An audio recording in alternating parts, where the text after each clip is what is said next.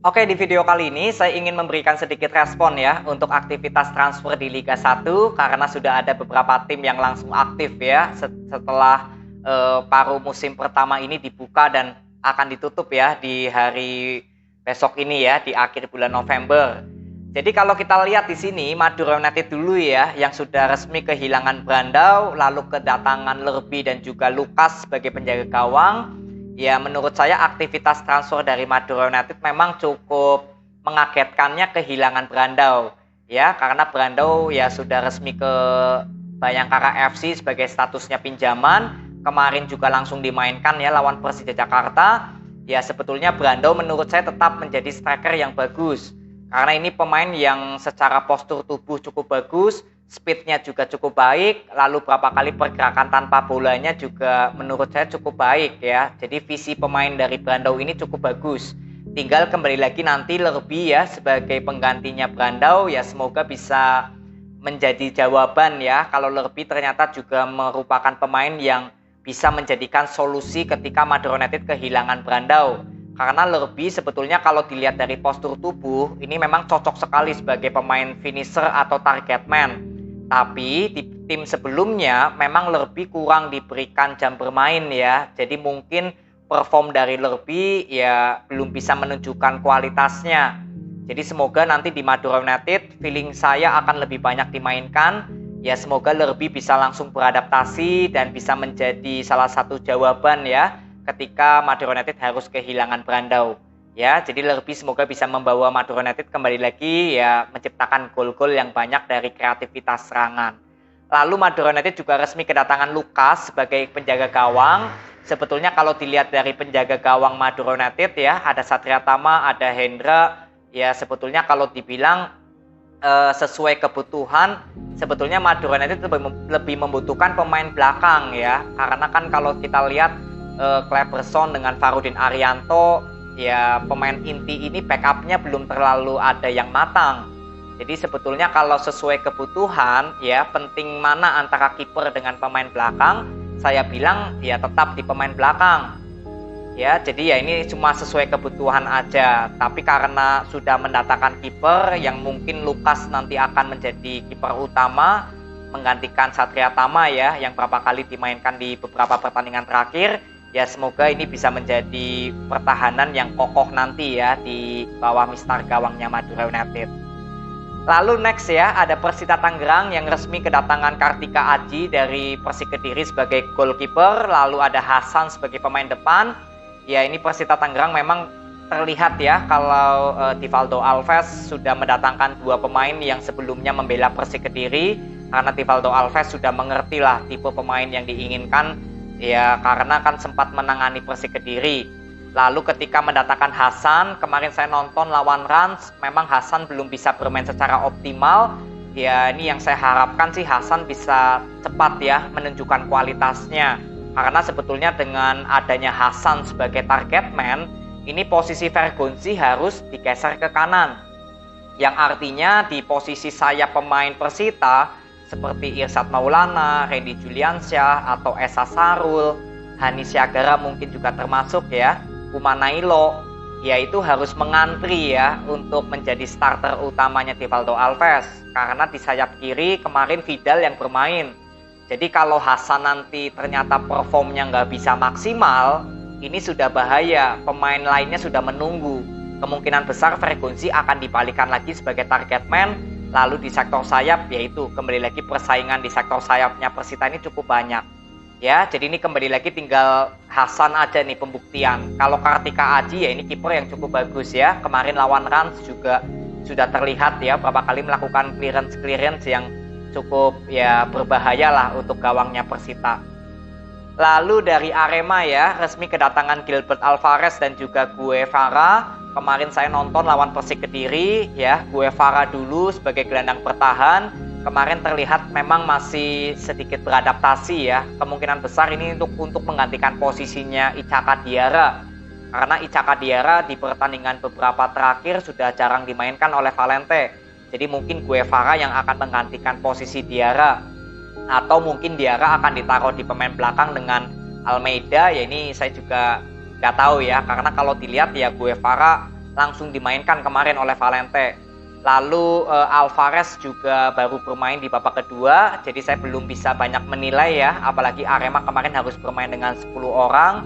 Jadi yang paling penting untuk Arema ya, setahu saya ini selalu bisa mendatangkan pemain asing yang terbukti berhasil ya. Jadi semoga untuk datangnya Alvarez dan Guevara ini bisa menunjukkan lagi kalau memang manajemen Arema cukup selektif untuk mendatangkan pemain-pemain asing. Karena kemarin Gustavo sudah resmi ke Persija Jakarta. Ya, jadi ini tinggal kembali lagi ke pemain asingnya Arema, semoga cepat beradaptasi dan cepat membawa Arema untuk keluar dari zona degradasi. Lalu dari Persebaya Surabaya ya, ini resmi kehilangan So Yamamoto dan juga Se Valente yang diloan ke Persik Kediri. Ya ini tentu sudah clear ya, kalau jelas So Yamamoto akhirnya harus out dari Persebaya, Se Valente juga sudah out, dan di sini Persebaya Surabaya juga resmi kedatangan Paulo Henrique ya. Kemarin saya sudah bahas dengan Yan Victor, lalu ada Robson Duarte ya, ini pemain yang kemarin baru diresmikan. Lalu ada Octavianus Fernando juga yang kembali lagi ke Persebaya. Ya memang kalau saya lihat aktivitas transfer dari Persebaya ya, saya nggak terlalu paham ya posisinya Duarte dan Henrique akan bagus atau enggak nanti bersama Persebaya. Tapi yang saya harapkan ya bisa langsung cepat beradaptasi. Karena dengan permainan bola possession ya di bawah dari Coach Usto Nawawi, ini nggak cukup sulit ya untuk setiap pemain yang baru datang langsung bermain dengan bola possession. Mungkin kalau permainannya cepat akan lebih enak beradaptasi. Tapi karena di bawah Coach Usto Nawawi kan tetap bermain dengan bola possession. Jadi yang saya harapkan Duarte dengan Henrique ini bisa langsung ya adaptasinya cepat. Karena menurut saya nggak mudah beradaptasi dengan permainan bola possession.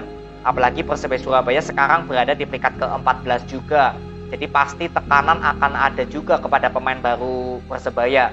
Ya saya berharap ya pemain Persebaya Surabaya yang baru didatangkan bisa langsung menunjukkan ya kualitas performnya ya, karena Gonbau juga sudah resmi out dari Persebaya. Jadi mungkin Coach Usto Nawawi ya sementara yang akan menangani menjadi pelatihnya Persebaya Surabaya ya. Lalu dari Persib Bandung ini resmi kehilangan Fred Butuan, sebetulnya cukup mengagetkan ya, karena Fred Butuan ya cukup bagus juga di posisi sayap kanan ya, berapa kali menggantikan Beckham Putra. Tapi mungkin dengan adanya Febri Haryadi ya mungkin ini juga bisa menjadi jalan keluar ya ketika harus kehilangan Fred Butuan. Kalau secara perform memang Fred Butuan cukup bagus ya, mungkin salah satu pemain yang lebih efektif untuk membangun serangan ya, selain Beckham Putra dan Febri.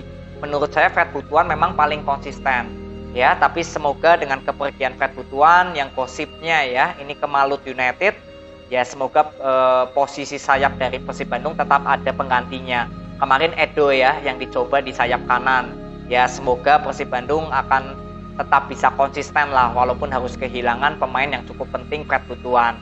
Lalu Persib Bandung juga resmi kedatangan Stefano Beltrame ya. Ini posisinya sebagai gelandang serang untuk menggantikan posisi Madinda.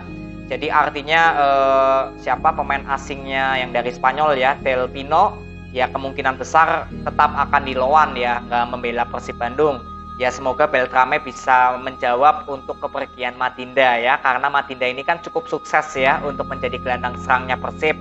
Ya semoga Beltrame juga bisa mengikuti jejak permainan dari Madinda ya. Lalu ada Kevin Mendoza juga, ini menjadi gawang ya, penjaga gawangnya Persib Bandung.